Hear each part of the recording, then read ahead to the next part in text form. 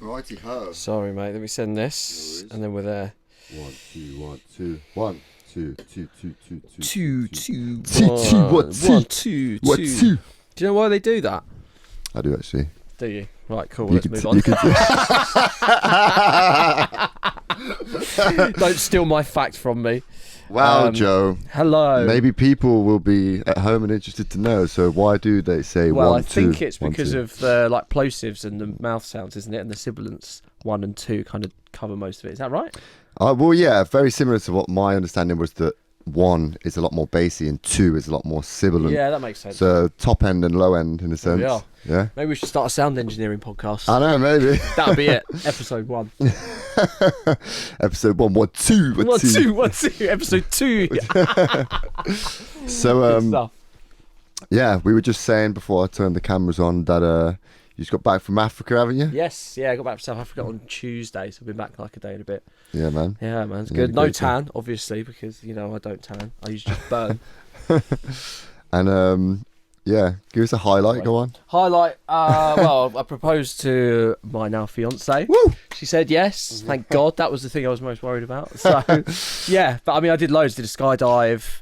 It was just nice to do a trip where, Did a skydive? Was that the Yeah. proposal that was the skydive? can you imagine? Emotional Fumbling skydive. the ring like 9,000 feet in the air. And she Nah. says no. Throw the ring, then chase it down. No, it was nice to do a trip because we do city breaks and you do like a little week trip, and they're all lovely. I don't want to sound like first world problems, but it was nice to have 2 weeks just completely disconnected from like life at home. Not Yeah. that life was bad or anything, but it's just nice to just be somewhere completely new. And like Cape Town where we were was just gorgeous. The weather, it's summer there as well. I've never had winter sun. And that was quite like a shock to the system because it was like 30 degrees some of the days. And then you come back here and it's raining and it's like 2 degrees. Yeah. So it was nice to have a little break, because I've started the year really well, just with music and like mental health and momentum and everything. And I was kind of thinking, this holiday, has it been timed right? It's just typical. But Yeah. the 2 weeks away, I was listening to demos that I had on repeat and just thinking like making to-do lists of what I've got to do when I get back.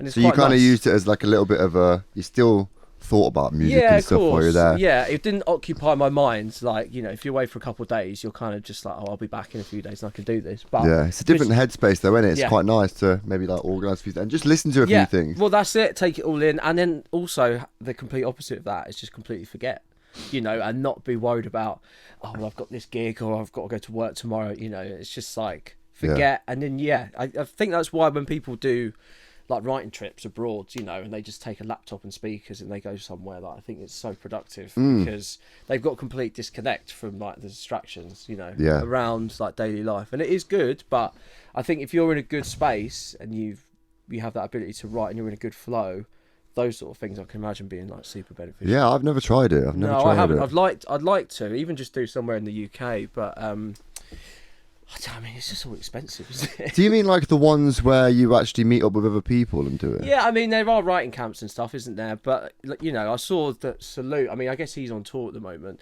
but I think he was in South America or somewhere within the Americas, and he just had his laptop and some speakers set up in this, like, amazing room. And he was just writing his next album or something similar. Yeah. And I was like, that must be such a great thing, just, like, disconnect from, like, the rain and the hustle and bustle of London. And you've got music out and you're touring and you get that few days off and you can just write, So it was a kind of, you had a little bit of that experience, but just not the full experience. Yeah, I just didn't do 'cause the writing. you I were was busy. making notes on my phone, basically. How long have you been with the missus? It's 7 years in May. Because one It's a long thing, time. I've never been in a relationship that long, not even close. But anyone watching, So, what my question to you is: say if Yeah. you've been to someone been with someone for that long, Yeah. and you plan a proposal, yeah. are you fairly confident it's going to be a yes, or is it like? Well, like, this is the thing, man. Like, I was confident she would say yes in like the whole lead up to it, but then I think I can only speak from my experience. But I think in the build up to it, when you're like, it's the next day that you're going to propose, or it's really close, I think doubts come into your mind in some way. Some people might think, oh God, do I want to do this or whatever. I was so confident that I was going to do it. Yeah. But then my doubt was, oh God, I hope she says yes. Do you know what I mean? Yeah. So, I mean, there's a video of it, and you can actually see the relief, like, in my eyes when she says yes, because, like, the camera pans around and stuff.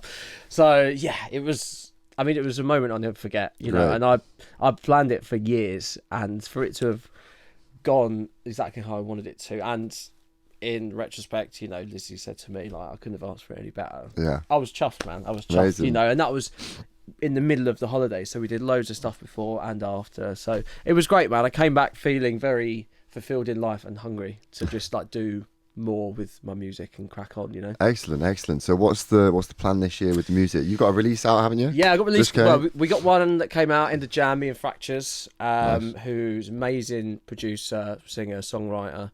We had that song sitting around for like 2 years. He came over from Australia a few years back, and we had a day together at my studio, which you've been to a few times. Great studio. It's good fun, man, isn't it? I mean, it's a trek for you, but You probably experienced that today, but didn't you? What? There's something cathartic about just getting on a train. I don't know why I got this out. Yeah. Getting on a train, and it feels like you're going to work a little bit, you know, and it's nice to not just get up and walk to the end of the garden and, you know, or for you come upstairs, like to have that distance. Yeah. Nice. Well, I always enjoyed coming to do a session at yours because it's just like that different experience of the monotony of your own place, you know. So I was willing to, come down because I was like, I love your studio, and like it's just it's a funny experience. Mate, well, that's it. Especially when you get on with someone and you know that they've got good equipment, and it's not, you know, it's worse if you're traveling. Exactly. But yeah. Anyway, back to me and Fractures. We got together. We wrote these 2 songs in an afternoon. The first one, Would You Believe, came out, which was really good. Like it did, like it's done the best that a song's done for me in like 18 months, which is really good. Great. And we've got another one coming out on the 28th of February, so next Friday. And yeah, so that's what we've got lined up and ready to go. And then I've got loads of music that I'm sitting on at the moment. Just that's like it's finished, waiting to be mixed, but I'm kind of sending it out to people at the moment and Gotcha. wait to see what the response is on that. I could always release it myself, but if there can be some support in some way, you know, I'm not looking for Always like, big helps, deals. yeah. It always helps just push it out. Do you know what I mean? Yeah. So yeah, it's good. And I took like time off last year. I took 6 months off. Like we did the remix, the Red Ice Hotel thing. Yeah. And that came out, and I loved both of those tunes, like your version and my version. I'm glad we got them both out. But then I took 6 months off after that because I just needed like some headspace. I mean, I'm sure you've gone through it, and like anyone that does anything creative, you know, you have like a block. But like I'd had a period of like 3 years where the block had been getting progressively worse, and like, not just me writing music, but me doubting everything. And, you know, it's this horrible cycle. And then I took 6 months off, not doing anything like music wise, and it was great. I was still gigging. I still had my radio show. I'm still teaching and working, But just creatively just put everything on hold, you know. And it was fantastic. Like with Glastonbury, we bumped into each other at Glastonbury, didn't we? But I did Glastonbury, and then I had my 30th birthday in Ibiza, and that was kind of like June and July. And then after that, felt like I'd got my fix of life and felt ready to then kick back into like finishing stuff. Nice. So yeah, a lot of that stuff that I was finishing in the last 6 months is basically what's coming out this year. And I'm now on this like writing streak, not where everything's amazing, but I've almost remembered how to write music again. Yeah. That was what I don't know if you've ever had that, where you sit down and you're kind of like, you can play keys and you can get things out, but like the tunes are just rubbish. Do you know what I mean? Yeah. But it's not like, you know, you have to write 30 bad ones. It's like 300 bad ones. And you're like, so anyway, it's like a good flow at the moment. And break your chair. It's got like a bit of a. Sometimes it just goes down by itself. It's not the holiday food breaking the chair. But yeah, when I've done it in that kind of thing comes to me in more of a maybe not a block specifically against any music, but just a bit of indecisiveness in like flitting between like subgenres a little bit, massively. and just not sure like you get into one thing and then you might kind of go a bit too far in one direction for a bit, and then you're trying to find like the balance and like who you are kind of thing in a sense. Definitely, I mean, it's tricky because like the whole world is our oyster now. You know, you can download Afro House, you could do Tech House, you could do techno, all off of like samples, and you know there is so much choice. And I guess like the music I've got coming this year it's all sporadic. Like these 2 songs with Fractures are similar to the stuff that I've released up until now, but then like I've got stuff that's like over 130, bright, garagey feel, kind of poppy vibes, like disco house, and I think that's the thing as well. It's like second guessing yourself and being like, who am I? And I think for me, because I'm not on a label at the moment, I'm quite enjoying, because that was the thing I struggled with a little bit, was that the labels that I've been on, they didn't put pressure on me to, you have to write this. They'd be suggestive and be like, try this sort of thing. But then me being like a deer in the headlights, being like, oh, I've got to do exactly what they say, and wanting to like impress them sort of thing. Yeah. And then I couldn't do what they said or do it well enough. Then the self-doubt would creep in. Do you know what I mean? And I've really enjoyed just making whatever comes to me at the moment. I think like the sound thing is obviously important, but I feel like anyone who's produced it and done it for a while, there are always little signature things that you'll always do in every song that kind of bring it back to sounding like you. Because the music that I've got this year, I've played it to some friends and people like that, and people in the industry, and they say it all still sounds like you, but it's just like different iterations. And I guess it's harder for yourself to notice that sometimes, because other people can kind of hear that a bit more. Well, that's it. And the thing is, because you're just you and you're doing it, and maybe you don't know as well. And like my biggest thing, I say, especially when people are starting out with music, is that as much as you're making the music's not actually for you; it's for everyone else. Like, you obviously want to be happy with it and you want to release it good, but you're one person. You know, you look at people's Spotify, it's like millions of monthly listeners. It's those millions of people that are going to be listening to your music. You put a song out, you don't really want to listen to it again. Do you know what I mean? You'll just like get rid of it. So if people are kind of picking up on those things that you're doing, then, you know, I think that's fine. And also because of the nature of streaming and like how much artists are now expected to deliver time and time again with music and be like, release every 4 weeks, you know, it's kind of like, yeah, but if you're trying to write consistently the same music every 4 weeks, like, you'll get burnt out, you'll get bored of it anyway. Yeah, that's the way I'm trying to approach it in my head. I mean, God knows if it's going to go well, but yeah, I fucking would like to have that approach too, because it's like sometimes you get inspired by a lot of different things over your career, right? Aren't you? And you like, and you get a bit more into different zones. Definitely. But then at the same time, you do have respect for people that have a very signature sound, but it's also like, how do they manage to do the same thing every time? It's formula, isn't it? It's like a formula though. It's like people, they'll get up and they'll know how to write a song in that style because they've done it for years. It's just them, you know, regurgitating it in a different way, which works, you know. And there's, especially with bands, I found that kind of like more respectable in like rock music, indie music, and bands that could do things over albums still sound the same, because that's always the thing. Oh, their first album was better than this album, you know. Yeah. But I think now, I think people's perceptions are changing, because music is so much more of a throwaway thing, in the sense of an album. I think it's a lot of what producers' dreams are, is to release an album, a body of work. But actually, the consumer is more just like, just on a playlist, just give me a tune, and you know, they might, you know, they might see a Timothy B song, they might see a Joe Turner song, and they'll just be like, "Who the hell's that?" You know, and they'll realise that they've got 3 of your songs in a playlist, but they don't know that. Do you know what I mean? But then I guess an industry thing is like, what's the brand? What's the TikTok? What's the image? You know, but I don't know. It's my opinion of it's changed so much from taking this time off, that it's less like trying to impress people, but also just trying to impress myself with what I can do. Nice. And not be like, this is the best song I've ever made, but like, I've made like an edit of a Candy Staton tune, and it's like completely different. It's like minimal tech house, which I'm loving at the moment. Okay. And I just sat down and wrote it over a weekend, and I was like, this is sick. And I was really chuffed with it. You know? And it's just trusting yourself and just being like, no, I'm going to start this and finish it. But it's easier said than done. But I've also like been through that mud of feeling like crap for like a long time about it. So, you know, I mean, look, I haven't, like, my life hasn't changed in terms of industry and numbers and stuff, but I can tell in here that I'm a different man to it than I have been for quite a long time.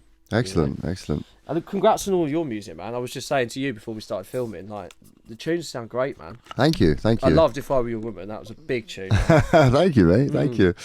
Yeah. Really, really good stuff, man. It's like a hip hop sample that had been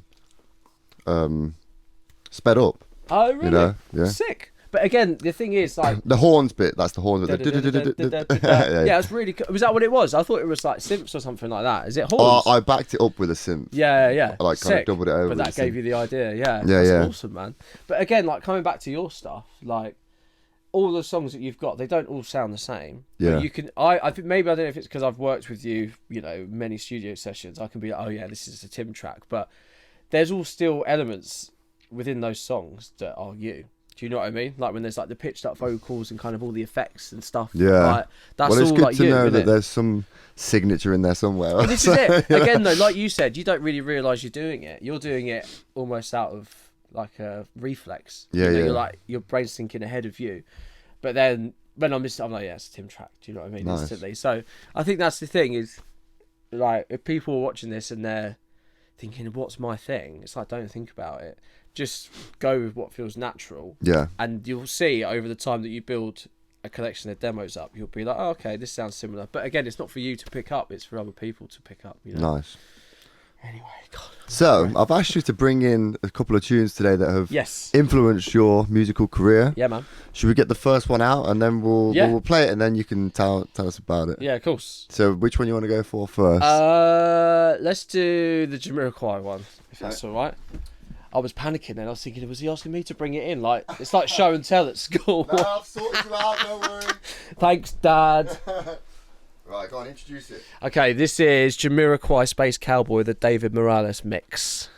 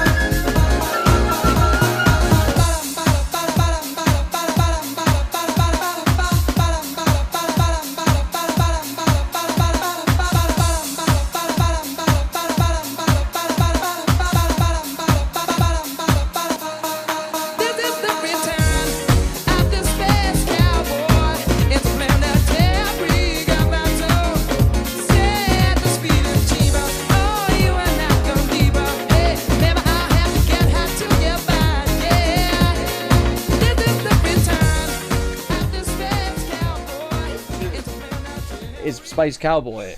Come on. Yeah, I was just admiring your lights, and Great. You said you did them yourself. Yeah, they're a creation that I've had for years, to be honest. You could start a business. Sack the music off. Do this instead. Well, I've been selling them for a few years. Have you? Yeah. You've been selling them? Yeah, for years. Sick. It was a little side hustle I started like in the last year of uni. Oh, no way. And just kind of put it. I seen something fairly similar. Yeah. Tried to find one online. Couldn't find one. Made one for myself. Hey, come on, you're like Dragon's Den, aren't And you? then no one. Someone suggested, well, if no one's really selling them, maybe you should. Yeah. So I just started doing it. And it's been like, it's just been like on the side. Like it's been like they're just active online and have been for a few years. Sick. And so the concept with Greenhouse Sound is kind of like that semi-electronic, semi-organic in terms of like music. Yeah. And that kind of matches that because it's kind of half human, half electronic. Yeah. So it kind of makes sense. Yeah, man, and it's just a vibe. Like, Yeah. I think anything with that kind of lighting is great, and especially when you're housing it in a different, like, what would they call it, like lampshade type thing. I think that's sick, man. Really, I can't believe you did that. You didn't tell me that. That's amazing. Cheers, dude. That's good stuff. I didn't tell him to say that either. No, this isn't paid, by the way. So, the Jamiroquai tune. Yes. I'm a big fan of Jamiroquai myself, and man, a big fan of that. So, why did you choose that tune? Because that, like, when you're talking about songs in your journey, that was probably the first electronic dance song I ever heard. Gotcha. That really piqued my interest. I remember I must have been like, I don't know, 6 or 7, something like that, and I was going to football training. My dad, he had this like Ibiza Anthems CD in his car. It was like 3 discs, and there was loads of classics like Paul Johnson on there, Shapeshifters. Paul Johnson as in down, down, down, Yeah, down, get down, down. down. Yeah, mate, I love that tune. Man. That's such a banger. But I just remember this tune standing out. I think because when you're a kid as well, the idea of like a space cowboy, it like paints a picture in your mind. Do you know what I mean? Yeah. And I think that stays in your brain. And like there's actually a Michael Gray remix that came out last year of it, which is amazing.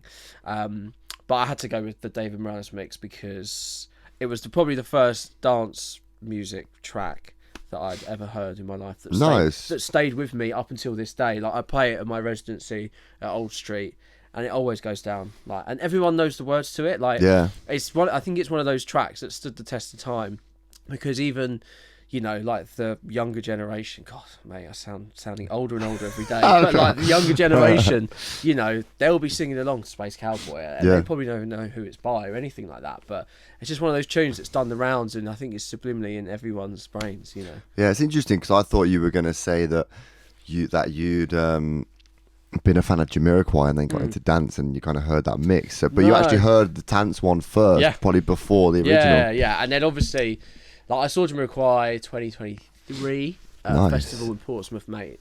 Unbelievable. I mean, the music, like, you know, the musicianship is just like, it's like the top. It's incredible. Top. They're so tight, and JK even still. He still sounds good, doesn't he? Sounds good, and he's not dancing as much, but he still gets about. Do you know what I mean? And like. I mean, I can't fault them. And madly, the bassist is called Paul Turner, which is my dad's name. But it's not my dad on bass because...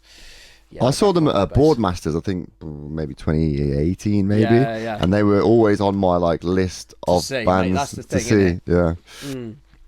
And their back catalogue is just incredible. Yeah. Like is it Higher Times? That it's just that like greatest hits one. Like they've obviously got loads that's of the one I've got. Yeah, like there's obviously loads more, and like the purists will be like, oh, they're all like the sellout ones, but like even those are like incredible tunes, you know. And to think of from a music perspective, like if you're a musician and you're trying to play Jamiroquai songs, like they're some of the hardest songs to play. Yeah, but they don't sound it. Like I get that with like Stevie Wonder as well. Yeah, They're so flawlessly done that you don't think about the musicianship until you try and learn them, and you're like, this is fucking hard. Do you know what I mean? Yeah, that kind of like funky like 16th notes on the guitar. Like if you're maybe trying to first do that, it's not the easiest thing to do. Keeping the loose wrists and everything, but even like the chords on the piano and like the harmony, you know. Because I remember because I taught myself piano after uni, and I was like, I learned some Jamiroquai. Stupidly, already knowing that it was going to be difficult, and then I was sitting there. I can't read music, and I was sitting there like trying to work out on the stage. I was like, "This is too hard, man." But like, you know, to make songs like that over the years that are so musically like interesting and difficult, but it not sound like that. I think that's a real skill. Yeah, and they're very much like, they have got their own sound, like we were saying, in a very much like... Definitely. I think JK does a lot of that with his vocals. Do you know what I mean? True. But then the sounds and, you know, everything that sits underneath it, without a doubt, man. Without a doubt. But yeah, all of these big acts, they'll have their signature sound. Do you know what I mean? Even if it's just the tiniest little thing, but it'll all be there. For sure. So let's move on to track 2. Yes. And yeah, Bonobo, right? Bonobo. Kerala, yeah, man. You know, let's put it on. I mean, we're talking after. Yeah, do it, Mo. Do it. There's some questions about this one. Okay. Yeah. Good. Right. Introduce it again, boys. This is Bonobo Kerala. That's chosen by me.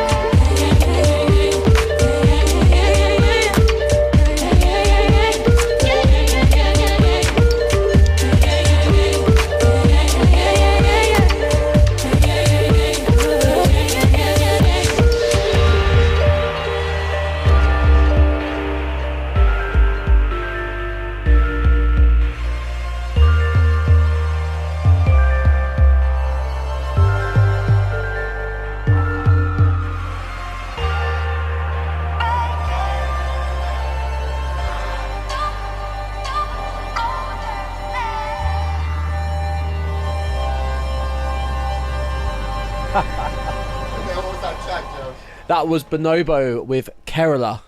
Nice. Banger. Interestingly enough, I had a friend of mine, a singer called Shakaya. Yeah. And she also chose a Bonobo track. Okay. Not the same track. Cirrus. Oh mate, massive tune. Yeah. That was actually a big inspiration for. I did a track called Malabak that I released. It was my first release on LG 105 back in 2020. I think it was in like February, and yeah, Cirrus. I mean, that tune was like massive. It was on the Vodafone advert and stuff when it came out. I remember. That's such a brilliant tune. I mean, he's like a master of that kind of like reserved electronic music. Yeah, Do yeah. you know what I mean? Like his layers and stuff, and the way he like puts rhythms together with his drums, and how they're so varied. It's incredible. Indeed. And that album in particular, Migration, that Kerala's on, that was the first single, and it was just as I was like really getting deep into Ableton, and because my band had split up probably about 18 months before, and I'd listened to Bonobo while doing my dissertation, you know, like the Black Sands album, and loved his music and thought he was amazing, and North Borders is just unbelievable as well. Loved that album. And then this album, that was the first single, like I say, and I loved that. I loved the R&B sample. I think it's Aaliyah, or I can't remember who it is. I might be wrong on that. But the R&B sample was so sick.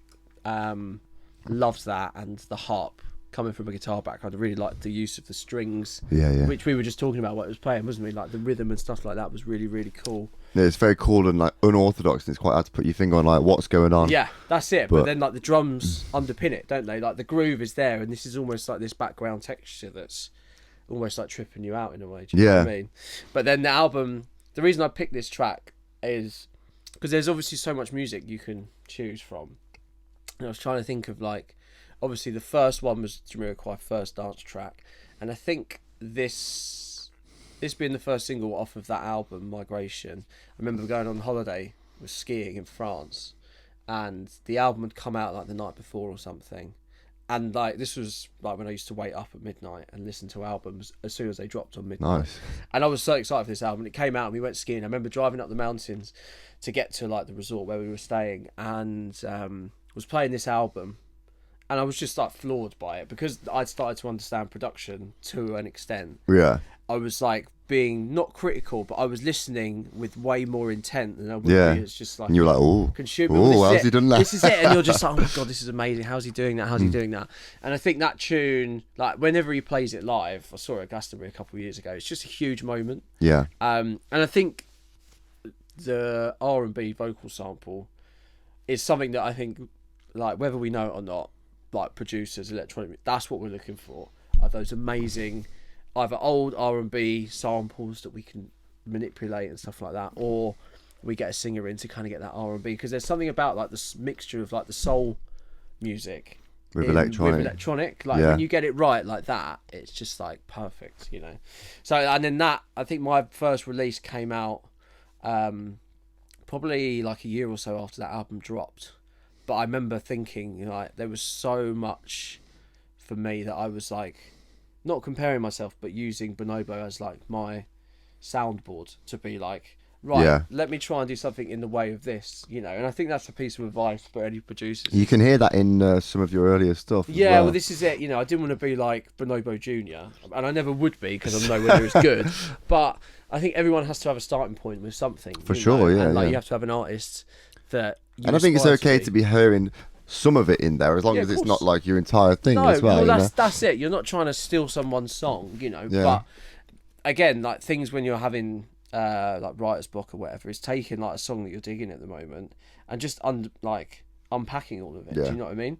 And I remember I had a session with a producer who's doing really well now, and they said to me that the way that they got going and like kind of really learned how to produce was by just reproducing their favourite songs. Yeah. You know, and I get it because you learn so much from that. But for me, I think now, because like we're so deep into it, I don't want to feel like I'm going back and reproducing. I feel like if me and you were to do it now, you take a song and we could pick out the elements we like to it and then just run away with it and not feel...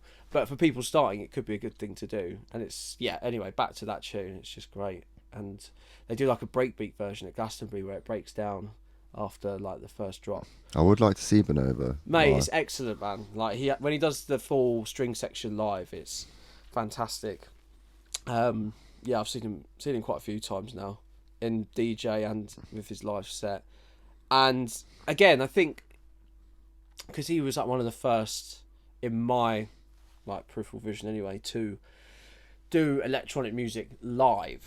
You know, like he sits there and he plays bass and he controls synths and, you know, he's like pushing samples and stuff like that. And then around him, there's just almost like this orchestra of people. You know, there's drummers, there's guitarists, there's bassists, there's strings, there's horns. You know, it's like a full experience, you know, and you're not just looking at one person just like standing here doing that, which can be entertaining when you've got songs that can have as much depth as his songs can. It's great to see them come to life like that, you know. Because it's like, it's not an easy thing to do either, to orchestrate an electronic thing, because you kind of got to have that underpinning of like things going on that need to be like bang on the grid and stuff, and combine that with the live stuff. That's it. That's exactly it. So I remember doing, when I did the Boyoka thing with Lewis, and we did like the two of us putting like a 45-minute set together. It took ages, and it was like great. It was a great result in the end, and I really liked it. But it's not easy, and I also like the fact that Bonobo, you can have the electronic stuff in, but then you know people are actually playing at least most of the parts. You're not like watching just like some. That's it. Backing track, like doing all the heavy lifting. Yeah, I'm not a big fan of when you just see like one drumstick occasionally go like boom, boom. Boom, you know what I mean? Note to self: change the live show. No, it's true. It is true though. I mean, again, the but no, because you can play. You're a capable player. Yeah. But if you're a producer and you kind of maybe go to decide to do it live, you might be like not have the ability to do anything, but boom, you know. Yeah. Well, I mean, and that's the thing, isn't it? Like, I don't know. It's a catch-22 really, because you and me come from musical backgrounds and we can play instruments before we could produce. Yeah. Like, it's great to see so many people producing, but like, I think I've always worked better in a room with someone that can play something. Yeah. Do you know what I mean? Even if it's a singer that can play a little bit of keys or could strum a chord on the guitar or do something. Like, and that's not me being snooty. I feel like there's a connection between people that are musicians. You know, working with producers is great, and like, I don't want to disregard that at all.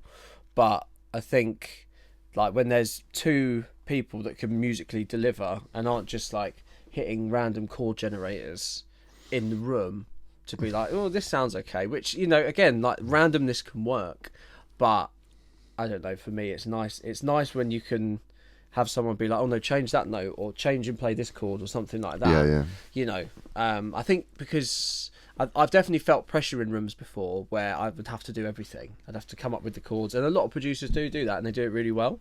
But I think for me, especially like all the songs I've got coming out this year are all collaborations with people, whether it's like a singer or another producer or whatever. There's always someone else on it, and I think that back and forth with someone else is helpful, you know, especially for me coming out of like a rut where I was just not trusting myself with music, to then have other people in the room and be like, no, this is great, or like this works, or, you know, anything could be good or bad. It just helps so much. You know. Gotcha. Yeah. Well, you're actually gonna do a little DJ mix for us after this, aren't you? Buzzing. Yeah, so, have a little practice.